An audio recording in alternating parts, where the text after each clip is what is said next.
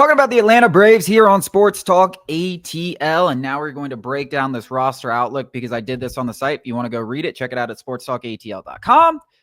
It's bleak at a couple of areas. The starting rotation, you have Schwellenbach, you have Ronaldo Lopez, you have Chris Sale.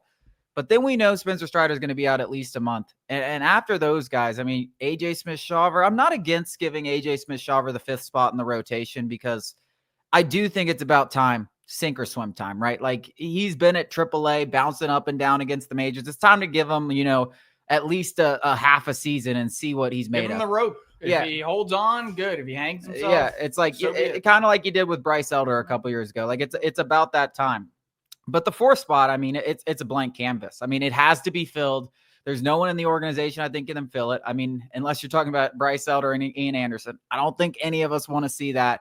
And then obviously we've talked about those top three guys. Ronaldo Lopez, is he a full-time starter or will he transition? But we still don't know. That's up in the air. It's rocky. Chris Sale, obviously lengthy injury history, and Spencer Schwellenbach hasn't pitched a full professional season. So there's some questions there as well. I definitely think there's no doubt with the way this is constructed, they have to go out and get there. And that's why every report seems to say they're prioritizing starting pitching. While A.J. Smith-Shawver is undoubtedly, got the higher ceiling, younger. Well, yeah, he is definitely younger. I almost just questioned myself.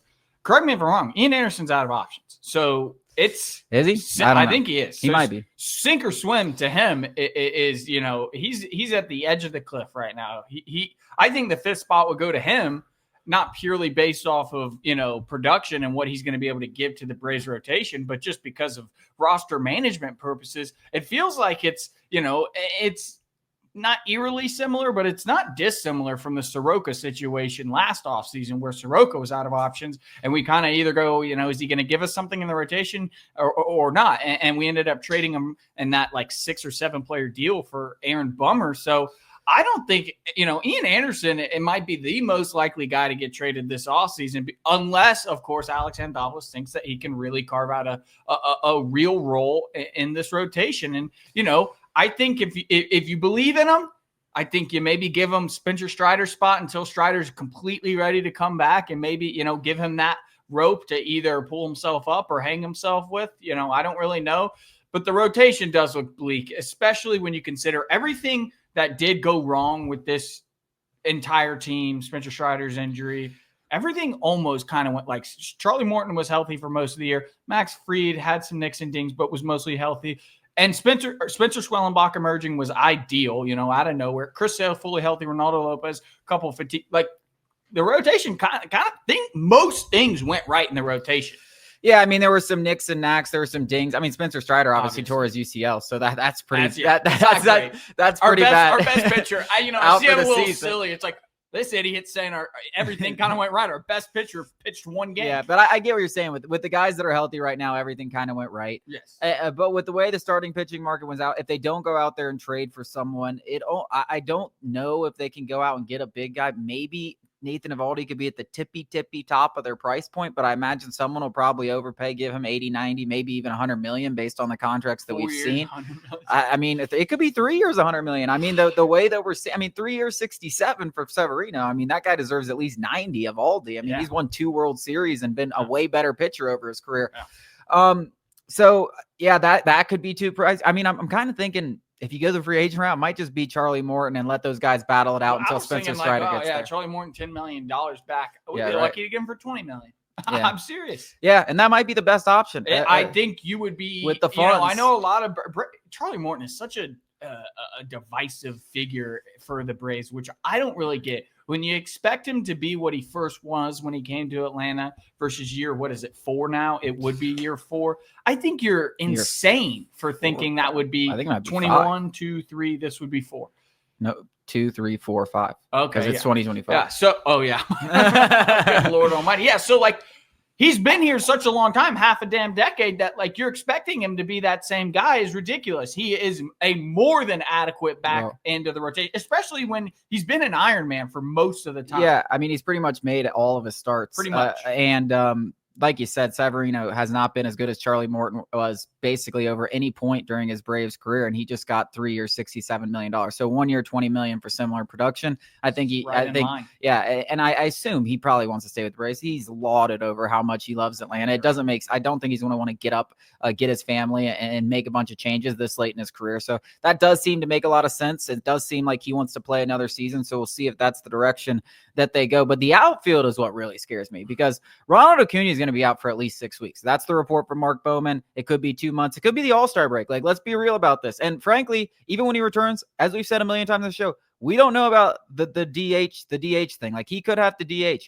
Outside of Michael Harris right now, Jared Kelenic the only starting caliber, and I think that's being very generous when you're saying starting caliber, because Eli White and Luke Williams, they're not starting caliber guys. There's no doubt about that. And Carlos D. Rodriguez has never even made has never even made his MLB debut. So, I mean, that's an area that I wrote about on the site. That looks like a athletics outfield. Yeah, that needs some serious TLC.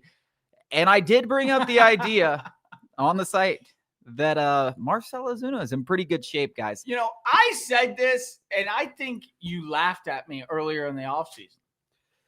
I probably did.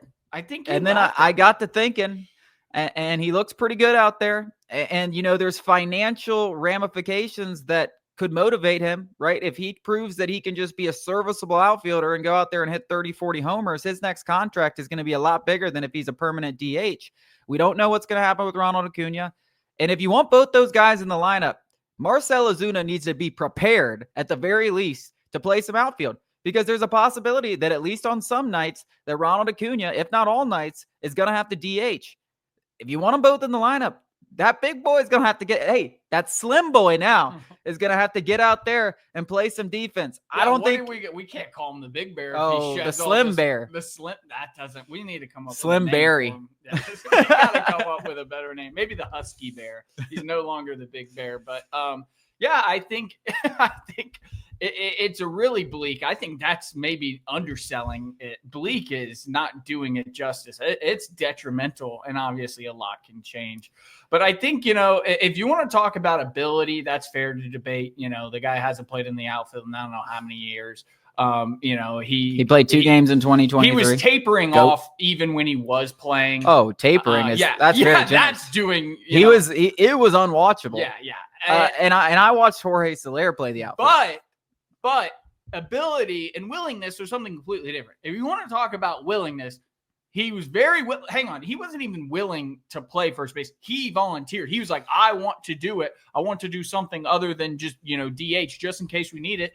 This wouldn't be surprising at all if Anthopoulos or Snicker came down to him and was like, hey, man, we just want to prepare just in case. And he goes, oh, yeah, I'll take it seriously. I'll get back on it. You know, I'll do this. I'll do that. I'll get back on the treadmill. Yeah. I know you wanted to say that. What? I'll get back on the treadmill.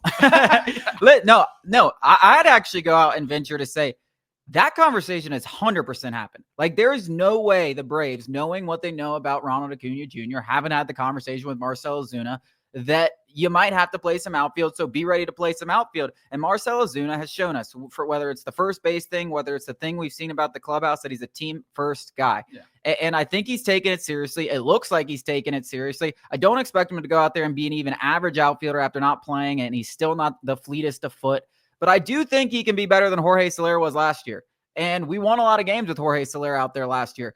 And the Braves have gone the anti-defense route very often, for whether it was Jock Peterson, Jorge Soler, Eddie Rosario in the outfield. So don't think it's a theme. They will prioritize the bat. I mean, if it's getting Marcell Ozuna and Ronald Acuna in the lineup at the same time, they will stick Marcell Ozuna out there in right field and protect Ronald Acuna's health if it needs to be protected. I don't think there's any doubt about it. I think what they do in the outfield is going to tell us a lot about what they think of Jared Kelenic. And we've got a new hitting coach, and that's obviously going to play a role in his development and in his 2025. But like, you want to talk about, you know, a sink or swim with AJ Smith-Shawver and Ian Anderson. They invested they took on like $20 million in salary to acquire Jared Kelenic.